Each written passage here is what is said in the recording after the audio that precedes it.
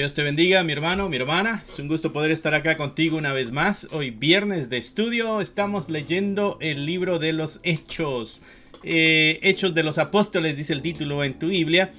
Algunos prefieren decir Hechos del Espíritu Santo porque vemos la obra del Espíritu Santo a través de la iglesia, a través de estos grandes personajes de la Escritura. Pero llámale como le quieras llamar, eso no es pecado, ¿no? Mero comentario. Pero bienvenido, bienvenida, bueno tenerte acá. Es un gusto saber de que hay personas del otro lado de esta pantalla con un corazón dispuesto, listo para poder aprender, para poder estudiar la palabra de Dios. Esto es lo que nos da vida, esto es lo que nos da dirección, esto es lo que nos ha salvado.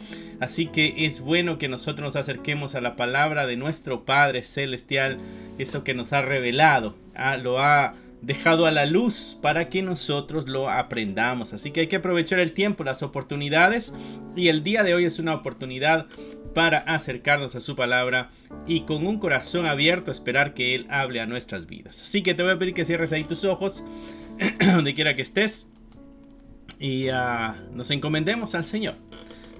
Padre, te damos gracias por el día de hoy, gracias por la oportunidad que nos das de acercarnos constantemente y con libertad a esta preciosa revelación que ha quedado a nuestro alcance. Ayúdanos a ser responsables para administrarla de la forma correcta, invirtiéndole el tiempo, la vida necesaria para el crecimiento, para la transformación de nuestro conocimiento, para poder adquirir destreza, sabiduría, crecer en justicia, para gloria de tu nombre, para beneficio de esta humanidad, para testimonio del Evangelio. Te lo pedimos en el nombre que es sobre todo nombre, en el nombre de Cristo Jesús. Amén, amén y amén. Así que estamos en Hechos, capítulo 17. Estaremos leyendo del 16 al 34 con la ayuda de Dios.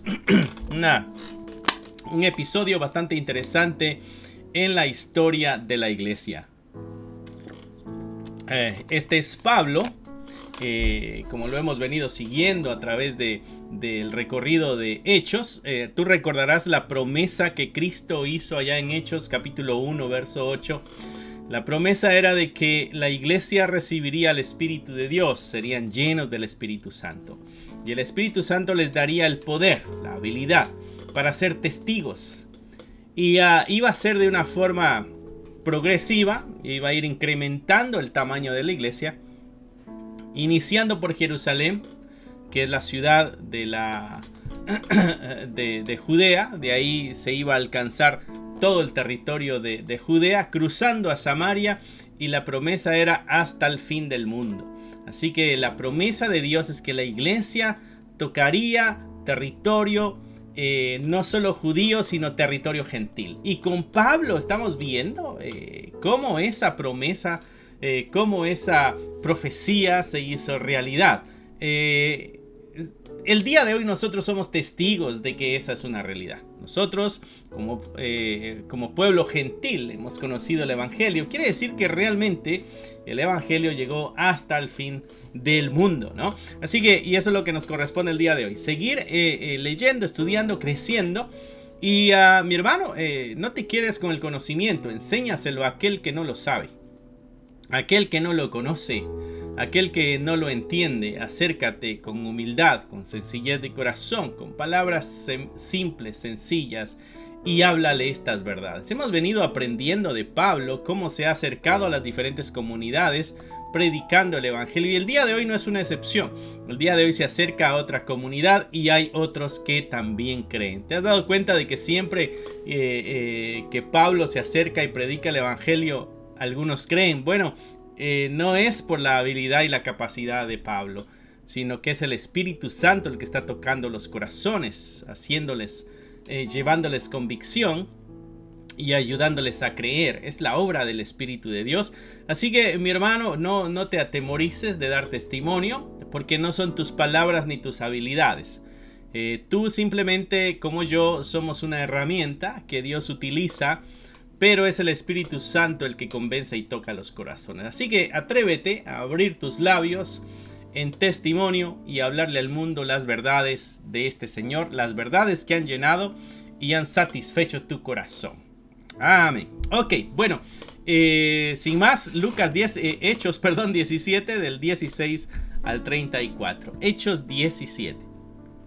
Así que, como un recuento, te recordarás la semana pasada, Pablo había ido con Silas a Berea. Ahí también les pidieron que por favor se fueran. El verso 14 dice que los hermanos enviaron a Pablo que fuesen hacia el mar, y Silas y Timoteo se quedaron ahí, se habían quedado ahí en Berea. Y los que se habían encargado de conducir a Pablo lo llevaron a Atenas, ¿ok? Pero recibieron orden de que le dijeran a Silas y a Timoteo de que viniesen pronto, lo más pronto posible, vayan allá con Pablo en Atenas. Entonces ellos avisaron y bueno, Silas y Timoteo dice que salieron. Al final del verso 15 dice, habiendo recibido orden para Silas y Timoteo de que viniesen a él lo más pronto que pudiesen, salieron. Quiere decir que salieron a Silas y Timoteo. Bueno, entonces verso 16, y mientras Pablo está esperando en Atenas, recuerda, llegó el mensaje, aquellos vienen en camino, pero Pablo está esperando en Atenas. ¿Qué es lo que sucede con Pablo, con el corazón misionero, con el corazón interesado en la salvación de muchos? Bueno, dice que su espíritu se enardecía viendo la ciudad entregada a la idolatría. El corazón del misionero, cuando ve la idolatría, se duele. El corazón del que proclama el evangelio, el corazón del que anuncia la verdad, el corazón del que entiende la necesidad de la humanidad de conocer esta verdad, al verla un pueblo cargado, inclinado, recostado, dirigido hacia la idolatría, es un corazón que se duele y un corazón que siente la necesidad de llevar la verdad. Ese es el corazón de Pablo, el corazón misionero. Verso 17. Así que discutía en la sinagoga con los judíos y piadosos y en la plaza cada día con los que concurrían. Entonces vemos aquí a Pablo, recordarás que primero iba a la sinagoga y después iba con los gentiles. Pero viendo esta situación que se está dando en Atenas con toda la idolatría y su corazón sintiendo la necesidad de predicar este evangelio, lo está haciendo simultáneamente. Simultáneamente va a la sinagoga, pero también está en la plaza mayor, donde se paraban a predicar, donde muchos se paraban a escuchar y a entender nuevas doctrinas o nuevas enseñanzas. Ahí es donde Pablo va, a donde está el montón de gente. Mi hermano, hay un lugar en tu área donde donde la gente se amontone, se amotine, donde la gente llega a pasar el tiempo. Hay un lugar en tu área donde la gente lo usa para ir a escuchar, reposar o qué sé yo. Bueno, eso era más o menos el lugar donde Pablo iba. Así que si hay un lugar cercano así en tu comunidad, bueno, vale la pena que podamos acercarnos ahí también y de una de otra forma anunciar el evangelio, anunciar la salvación en Cristo Jesús. Bueno, Pablo ve el lugar donde la gente se reúne y va ahí a la plaza mayor, es donde se está anunciando el evangelio, ¿no?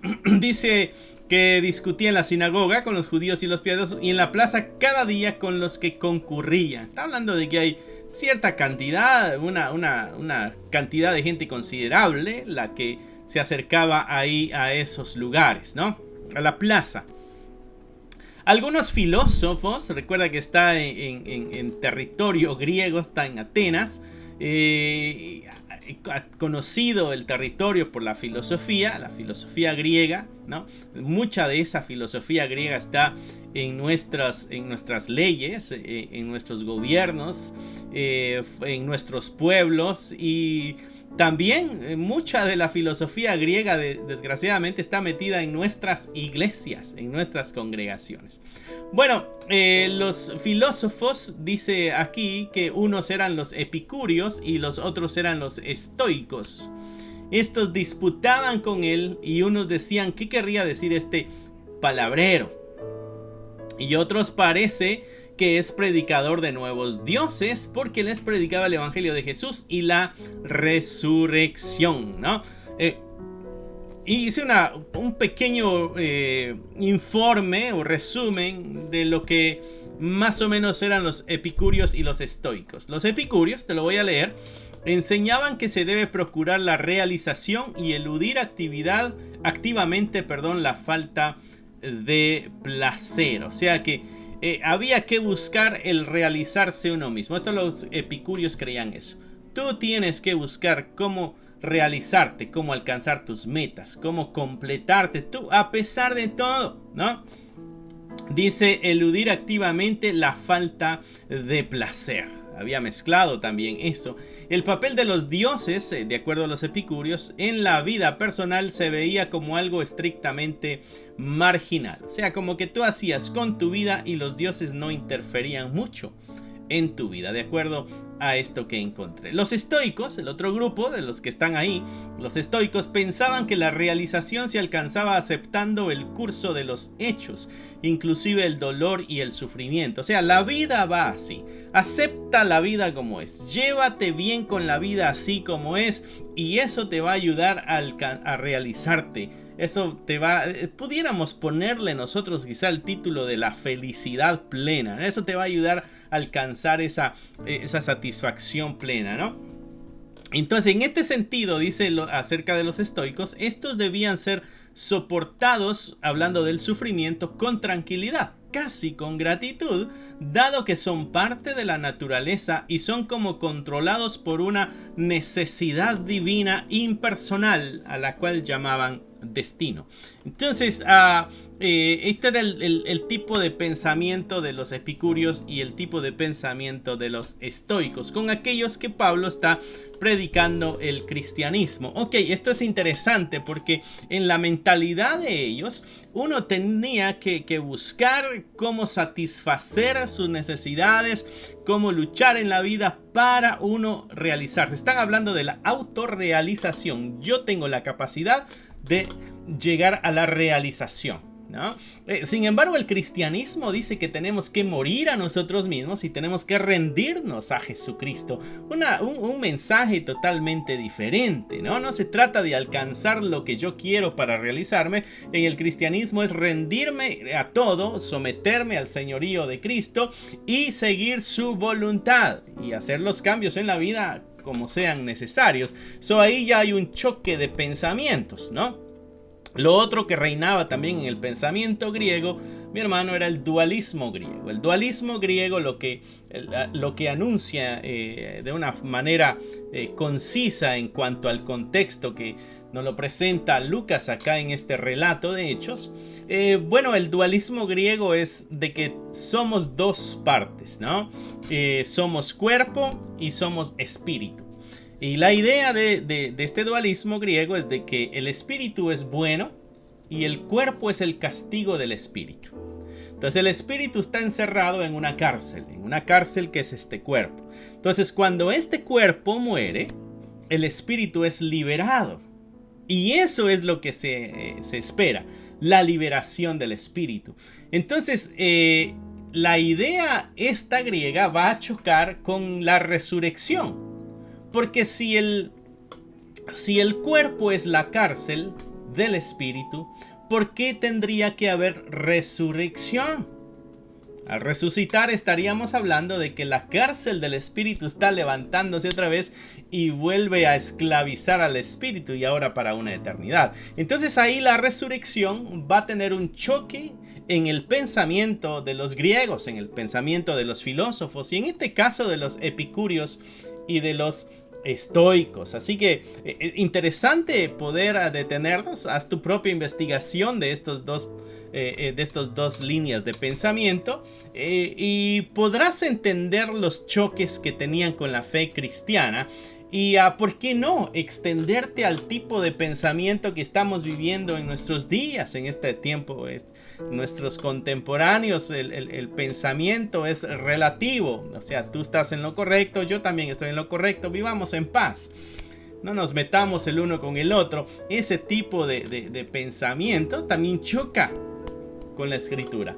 Jesucristo dijo: yo soy el camino, yo soy la verdad y yo soy la vida. Jesucristo dijo que Él era la verdad. Existe una verdad y esa verdad es Jesús. Y eso choca con el pensamiento de nuestros días, con ese relativismo que existe el día de hoy. No hay nada absoluto, todo es relativo. Entonces es bueno detenernos y analizar el tipo de sociedad en la que vivimos con el fin de ver de qué manera nos acercamos y enseñamos esta verdad que pudiera ser convincente, pero detrás de todo recuerda de que es el Espíritu Santo el que está tocando el corazón de ellos al escuchar. Después de todo, nuestra intención es hacer algo para llamar la atención, para que el Espíritu Santo tenga la oportunidad de tocar ese corazón. Ok, entonces Pablo se topa con estas dos líneas de pensamiento. Ahí están los grupos escuchando el mensaje de Pablo. Dice el verso 18: algunos filósofos eran los epicúreos, otros los estoicos. Disputaban con él, están disputando con Pablo. ¿Qué es esto que tú estás diciendo? Va en contra de lo que creemos, va en contra de lo que decimos, ¿no? Unos decían, ¿qué querrá decir este palabrero? Y en el comentario bíblico acerca de esta expresión palabrero, es como el que colecta retazos, como el que colecta pedazos de algo, porque a él lo están acusando de que trae pequeños pensamientos de muchos sabios, y eso es lo que está enseñando. No, él está enseñando una verdad de uno, de Jesucristo, ¿no? ¿Qué querrá decir este palabrero? Y otros parece que es predicador de nuevos dioses. Y nosotros, o al menos yo, pasaba muy rápida esta lectura cuando se le hacía esta acusación. Algunos decían, este trae un palabrero, este trae poquito de muchos pensadores, es lo que nos está enseñando. Y otros decían, no, él está trayendo un mensaje, este es un predicador de nuevos dioses, ¿no? Sin embargo, esa es una acusación grave, de que haya un predicador de nuevos dioses. De acuerdo a la historia, 450 años aproximadamente antes de ese episodio, Sócrates había sido asesinado y acusado de eso, de ser un predicador de nuevos dioses. O sea, lo que estás trayendo nuevos dioses, y esa era una falta grave. Dice, porque les predicaba el evangelio de Jesús y de la resurrección. Y el comentarista que estaba leyendo incluso hace un análisis de esta sección donde Lucas dice que él predicaba de Jesús y de la resurrección. Dice, posiblemente ellos creyeron de que hablaba de dos dioses, de un Dios llamado Jesús y de otro Dios llamado resurrección. Sea como haya sido, esa es mera especulación. Hay una acusación que es verídica y hay una acusación que es grave, y la acusación es predicador de nuevos dioses. Verso 19, y tomándole, y esta expresión de tomándole es con violencia, es con fuerza. Entonces estás hablando de nuevos dioses, necesitamos llevarte a ser enjuiciado. ¿Y a dónde es donde es llevado a ser enjuiciado? Al Areópago. Al Areópago. El Areópago es la forma griega del nombre de la colina de Marte, donde estaba el concilio, que es el que se encarga de hacer el análisis y la evaluación y quizá el mismo juicio de lo que esté enseñando. Entonces ahí lo toman, y tomándole le trajeron al Areópago diciendo, ¿podremos saber qué es esta nueva enseñanza de que hablas? Es una acusación, estás trayendo anuncio de nuevos dioses. Y ahora está en el lugar donde se acostumbraba a levantar esta especie de juicio. Se me hizo muy interesante esa sección, porque como te decía, muchas veces yo había leído esa sección sin detenerme a ver historia, sin detenerme a ver un comentario en esa parte en especial. Y interesante de que era una acusación fuerte y grave. Ahí va Pablo otra vez a recibir un juicio, pero al parecer no fue un juicio formal el que se le hace, porque hay mucha audiencia, y en ese tiempo la mujer no podía estar en ese tipo de audiencia, y ahí hay mujeres en esa audiencia. Entonces se le llevó con esta intención de que haya una especie de juicio, pero a la misma vez hay mucha gente que está escuchando. Entonces no fue un juicio formal, pero vamos a que está el evangelio causándole problemas otra vez. Mi hermano, el evangelio te va a causar problemas a ti en la vida. Si tú eres luz en medio de la oscuridad va a intentar apagar tu luz. Así que es necesario que te pongas las pilas, te mantengas firme en la roca, para que cuando las tormentas lleguen no te caigas, sino que te mantengas firme siendo luz, siendo sal para este mundo. Eso es lo que Cristo dijo, que tú eras la luz, que tú eras la sal de este mundo. Así que, mi hermano, a brillar y a poner también sal en este mundo que tanto la necesita. Y la idea de la sal es de que está atacando la corrupción de este mundo. Tú, mi hermano, no solo alumbras el camino, sino que también atacas la maldad de este mundo. Así que hacer luz y hacer sal. Pablo está haciendo luz y está haciendo sal, y ahora hay consecuencias. Se los llevaron al Areópago. ¿Puedes decirnos, podemos saber qué son estas nuevas enseñanzas de las que hablas? Pues traes a nuestros oídos cosas extrañas. Queremos pues saber qué quiere decir todo esto.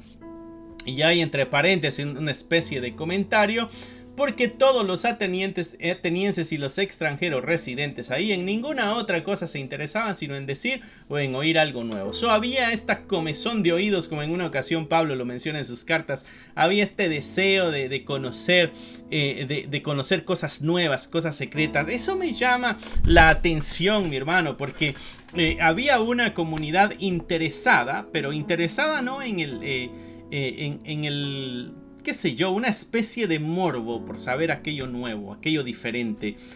Y desgraciadamente yo he oído, espero no estar acusando o usando un pasaje erróneamente, pero muchas veces yo he escuchado hermanos en la fe, hermanos cristianos, que esperan escuchar una palabra nueva, una palabra fresca, ¿no? Y a veces van de aquí para allá porque allá se está dando una palabra fresca de Dios. Y van para otro lado porque se está hablando una palabra nueva de parte de Dios. Mi hermano, no hay nada nuevo, ya todo está escrito en la preciosa Biblia. Ya está ahí, ya tiene sus cientos de años que fue escrito. No hay nada nuevo, ya todo está ahí. Necesitamos acercarnos y el Espíritu Santo nos iluminará para entender y expandir nuestro conocimiento a través de la palabra, pero no hay nada nuevo. Eso vino a mi mente después de la lectura del verso 21, donde hay un grupo de personas que les interesa, les gusta, le tiene comezón al oído por escuchar o decir algo nuevo. Como aquel que siempre quiere sobresalir porque tiene algo nuevo. La palabra de Dios ha estado aquí por años, mi hermano, así que no esperes una palabra nueva, una palabra fresca. No, es lo mismo que ya se dijo, es lo mismo que está escrito. Así que acerquémonos a ella con libertad. Ese fue otro pequeño paréntesis en medio de ese paréntesis, ¿no? Ok, verso 22 dice: entonces Pablo, dice, puesto en pie en medio del Areópago, que es el lugar, la colina de Marte, ¿no?, donde está ahora la gente escuchando, y Pablo comienza su predicación. Y dice: varones atenienses, en todo observo que sois muy religiosos. Y ahora hace una afirmación interesante Pablo. Les está llamando religiosos. Les está diciendo: hay un enfoque hacia lo espiritual en ustedes. Y tienen métodos para acercarse a sus deidades. Tienen maneras, tienen formas. Y ahí es donde viene este nombre, religiosos. Religión, por cierto, quiere decir, viene de religare, a algo que estamos ligados, algo que estamos agarrados. Entonces dice Pablo: pasando y mirando vuestros santuarios. O sea, Pablo se dio la tarea de caminar por el área de estos pueblos y se dio la tarea de ir viendo los santuarios donde esta gente adora a sus dioses, ¿no? Si eso lo hiciera un creyente de ahora, le diríamos pagano, le diríamos: ¿qué andas haciendo ahí? Aléjate de ese lugar. Bueno, Pablo se acercó ahí para poder llevar la luz. Dice: pasando vi sus santuarios y hallé también un altar en el cual estaba esta inscripción: al Dios no conocido. Y usa de introducción Pablo para su predicación este suceso. Y esto capta la atención. Tú sabes, cuando vayas a dar un tema, cuando vayas a dar una predicación, asegúrate de llevar una introducción, porque eso es lo que va a ayudar a captar la atención de la audiencia. Pablo capta la atención de la audiencia al traerles a la luz algo de a lo que ellos están acostumbrados. Ustedes tienen un altar a un Dios, pero este Dios dice: al Dios no conocido. Este es un Dios que ustedes no conocen.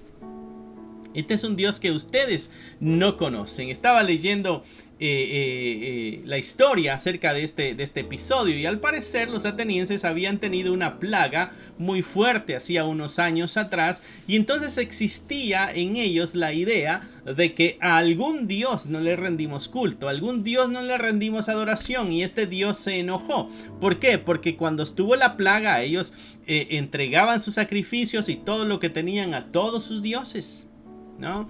Y como la plaga continuaba, quería decir de que no era a ese Dios al que le estaban dando la adoración correcta. Entonces, como no sabían cuál era el que les había traído la plaga, entonces levantan un altar al Dios no conocido. Por si las moscas, ¿no? Vamos a traerle adoración y así nos libramos de desgracias del futuro. Así que esa es la razón, al parecer, por la cual nace este altar, al Dios no conocido. La intención de que las plagas o las desgracias no lleguen otra vez por algún Dios enojado al que no se le dio adoración. Dice: al Dios no conocido, al que vosotros adoráis, pues sin conocerle, es a quien yo os anuncio. Y algo que marca aquí Pablo en su predicación es la ignorancia del pueblo. La ignorancia en el proceso de adoración a un Dios que ni siquiera conocen. Mi hermano, esa es una de nuestras grandes ignorancias también en la humanidad. La forma en que llevamos nuestra adoración a Dios muchas veces es la forma que a nosotros nos place, a la forma en que a nosotros nos gusta, la forma en que nos imaginamos que a Dios le agrada. Por eso es necesario que te acerques a la palabra de Dios.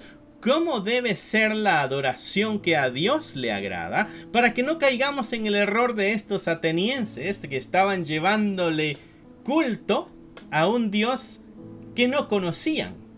¿Cómo saber si le gusta o no el culto que le presentamos a Dios? Bueno, acércate a la palabra de Dios y vas a descubrir cómo es que a Dios le agrada que nos presentemos delante de su presencia en un culto de adoración. No caigamos en el error de la ignorancia, de presentarnos delante de Dios con adoración en nuestro culto dominical sin saber cómo es que le place que nos acerquemos. Así que seamos más conscientes en nuestra manera de acercarnos al Señor. Dice: al Dios no conocido se le levantó un altar. Ustedes ni siquiera lo conocen. Yo les vengo a anunciar de este Dios que ustedes desconocen. Y comienza a disertar Pablo: el Dios que hizo el mundo y todas las cosas que en él hay. Y entonces presenta a Dios y lo pone por encima de todos sus dioses, porque sus dioses son creación. Y este Dios es por encima de todo lo que existe.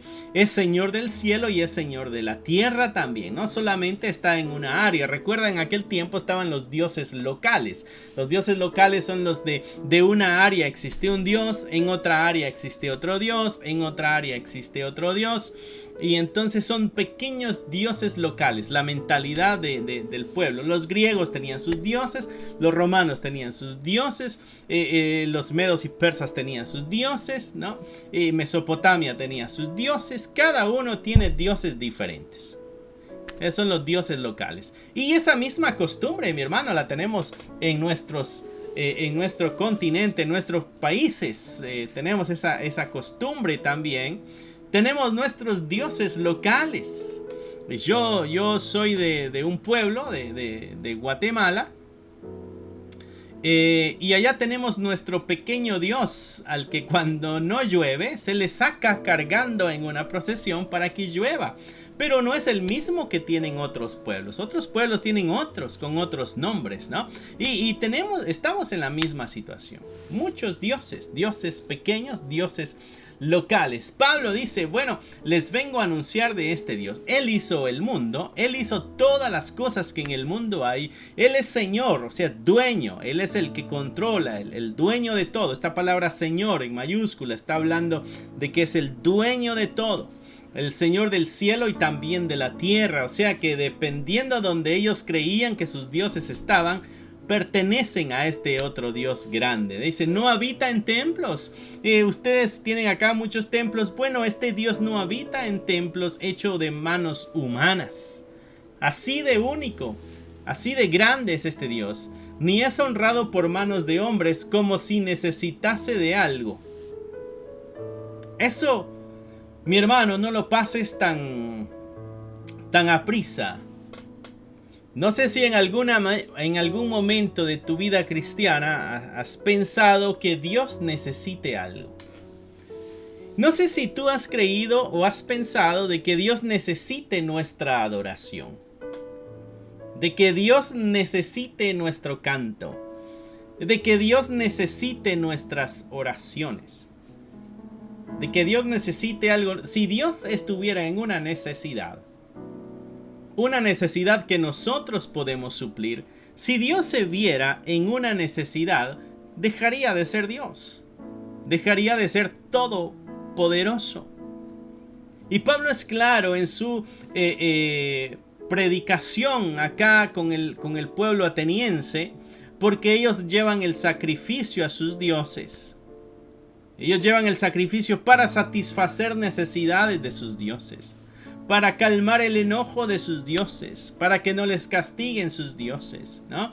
Y entonces Pablo dice, este Dios del que yo les hablo, ni habita en un lugar hecho por manos de hombres, ni tiene necesidad de algo. Él no necesita nada. Mi hermano, Él no nos necesita a nosotros. Aunque así esta verdad golpee nuestro ego, golpee nuestro ser interno, lastime nuestras emociones, no nos necesita para nada. Por eso Él es soberano y Él es todopoderoso. Él puede destruir todo lo que existe y construir algo totalmente nuevo, en un abrir y cerrar de ojos. No necesita de nosotros. Y Pablo dice aquí, no es honrado por mano de hombre como que si necesitase de algo. Pues Él es quien da a todos vida y aliento y todas las cosas. Pues Él es el que sostiene todo. Si Él me da vida a mí, ¿cómo pudiera haber en mí la idea de que yo tengo algo que Él necesita si todo lo que tengo es algo que Él me ha dado? Y eso es lo que está presentando Pablo. Le está diciendo, ustedes están en un camino de ignorancia. Ustedes tienen un culto basado en la imaginación y en la ignorancia. Y ustedes creen que suplen basados también en su ignorancia. Dice el verso 26. De una sola sangre ha hecho todo el linaje de los hombres, para que habiten sobre toda la faz de la tierra, y les ha prefijado el orden de los tiempos y los límites de su habitación. Él es el que está en control de todo. Él creó a la humanidad y lo hizo, dice acá, de una sola sangre. De una sangre hizo a la humanidad. Y también le puso límites, le puso tiempos y le puso los límites de su habitación. Verso 27. Para que busquen a Dios si en alguna manera, palpando, puedan hallarle. Puso al hombre, le fijó sus días, le puso límites a sus días, pero también le dio la oportunidad de encontrarle, de toparse con ese Dios. Dice, aunque ciertamente no está lejos de cada uno de nosotros. Y Pablo hace esta otra afirmación. Nuestros días están contados, están prefijados, nuestros tiempos, hay límites. Pero entre ese límite tenemos la oportunidad de conocerle. Y además no está lejos, Él está cerca. Es alguien a quien nosotros podemos acercar. ¿Ya te encontraste tú con tu Señor? ¿Ya restauraste tu relación con Dios? O quizá ya iniciaste una relación con Dios, tú que me escuchas a través de esta pantalla. ¿Ya comprometiste tu vida a este andar cristiano o todavía no? O quizá tú que eres simpatizante, quizá has ido a la iglesia, quizá te agrada la música, te agrada la amistad, quizá te agrada el ambiente, quizá te agrada de que hay amor, de que hay cuidado, pero no tienes un compromiso con el Señor. Es tiempo de tomar ese compromiso con Dios. Porque nuestros días tienen un límite. Y ese es una oportunidad que tenemos para encontrarnos con Él. Y mira, dice Pablo, no está lejos. Está cerca de cada uno de nosotros. Verso 28. Porque en Él vivimos y nos movemos y somos, como algunos de vuestros propios poetas también han dicho, porque linaje suyo somos. Entonces Pablo usa un poema, al parecer era un poema para Zeus, de donde él saca esta frase, linaje suyo somos, y la toma y la aplica para el linaje del Dios verdadero. Vivimos en Él, nos movemos en Él, somos de Él. Incluso poetas de ustedes han mencionado algo similar, linaje suyo somos. Dice el verso 29, siendo pues linaje de Dios, no debemos pensar que la divinidad sea semejante a oro, o plata, o piedra, escultura de arte y de imaginación de hombres.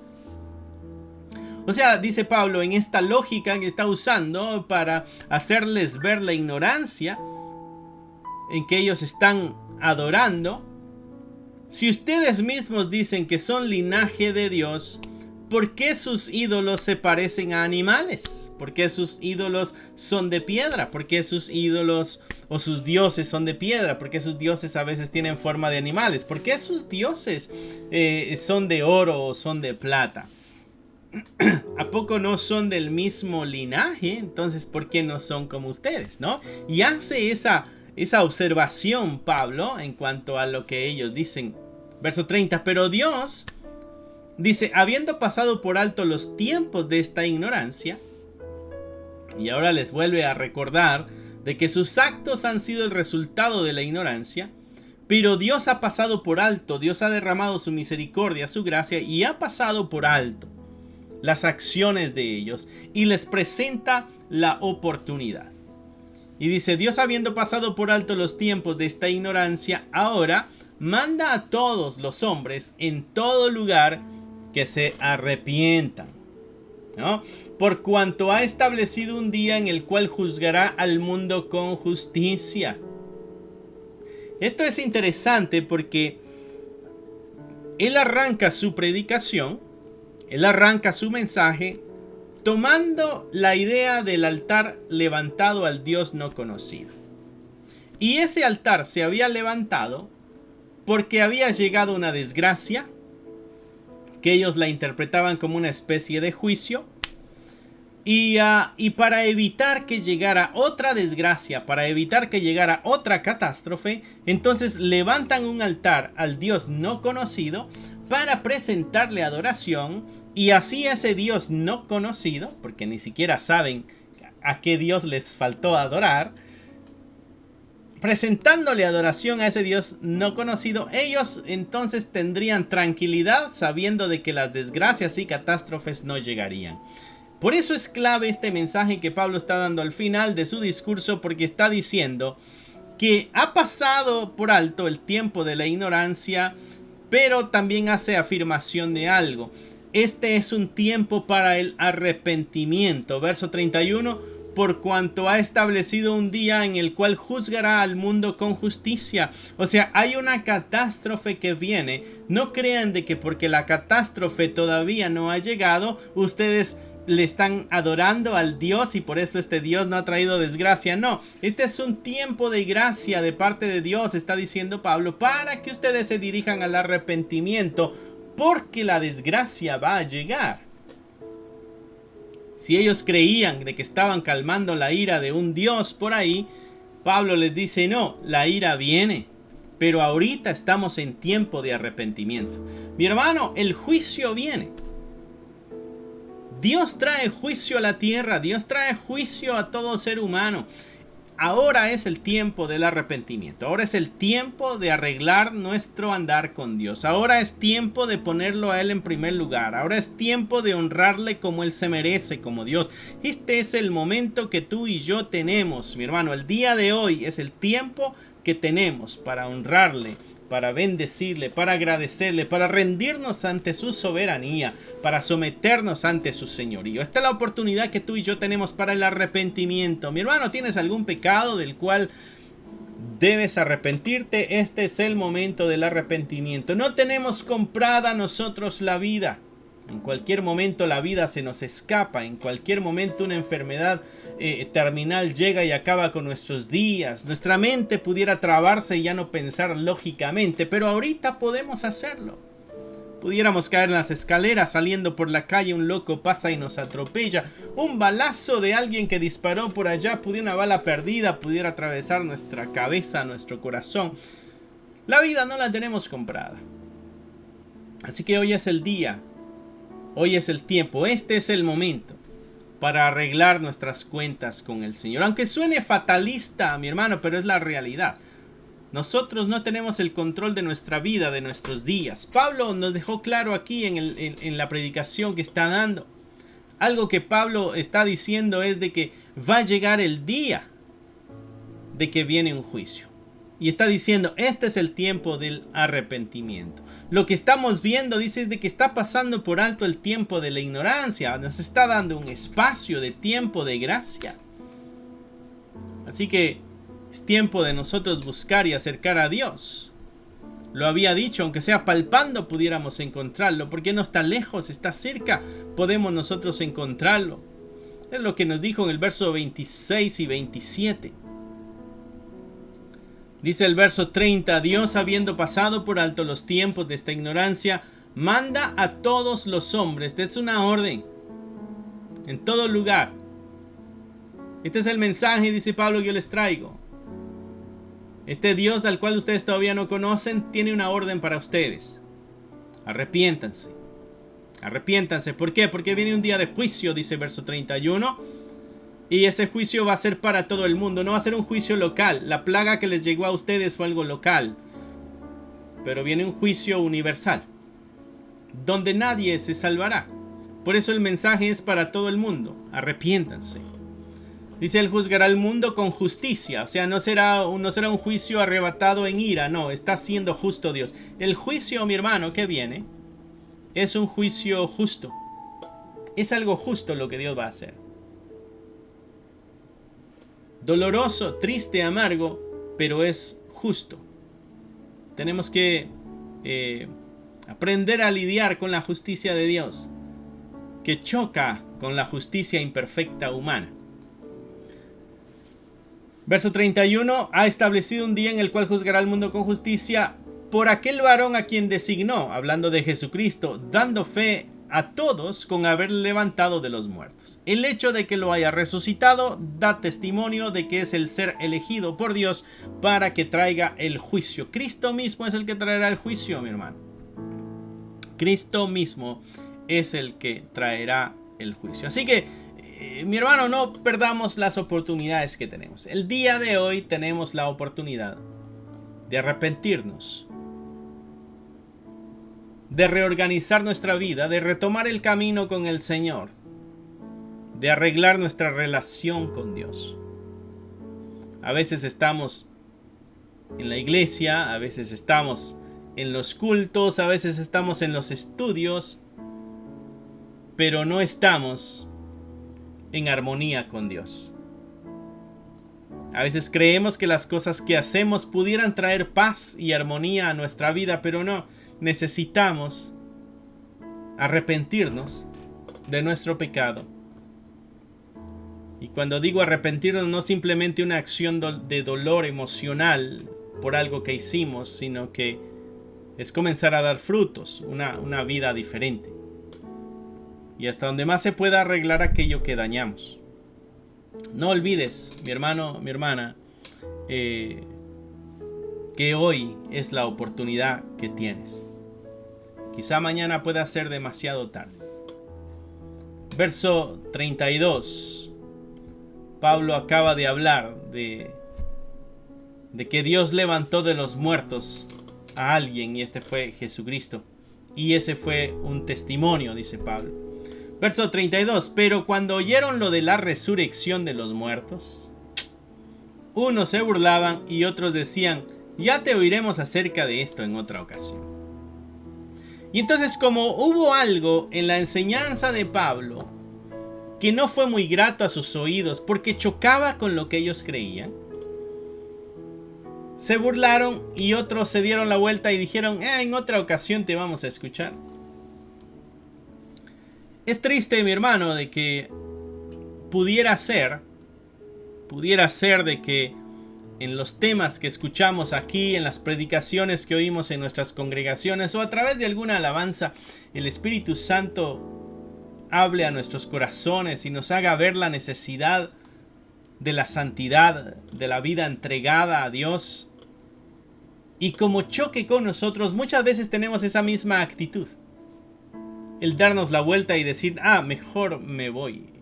Esto es incómodo, mejor me doy la vuelta y me alejo, porque si estoy a la distancia, esto ya no me va a seguir afectando. Mi hermano, ese es el trabajo de la palabra de Dios. Redarguir nuestro corazón. Viene a chocar con aquello que nosotros somos, con la intención de mostrarnos de que estamos en el camino equivocado, pero a la vez darnos la luz para el camino correcto.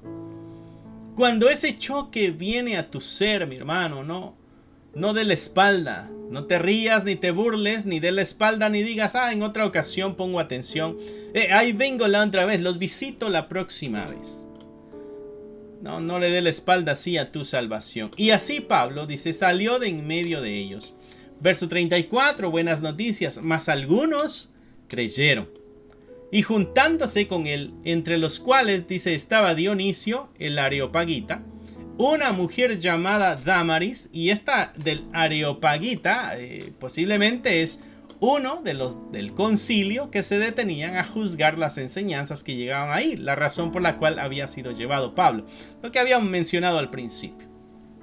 Y también una mujer llamada Dámaris y otros con ellos, o sea, hubieron varios. Y los mencionados seguramente son importantes. Así que vale la pena predicar el evangelio, mi hermano, porque alguno siempre va a creer en esta verdad. Aprendimos bastante el día de hoy. A dar testimonio donde quiera que estemos. A sentir este corazón ardiendo por las almas que se pierden, que están inclinadas a la idolatría. Usar técnicas, veamos qué es lo que hay a nuestro alrededor para acercarnos y poder crear el mensaje que le damos a esta audiencia. Veamos la forma de pensamiento con las personas que nos acercamos a hablarles el evangelio para que tengamos un diálogo y podamos entrar en una discusión sana y así dejarles ver la verdad del evangelio, ¿no?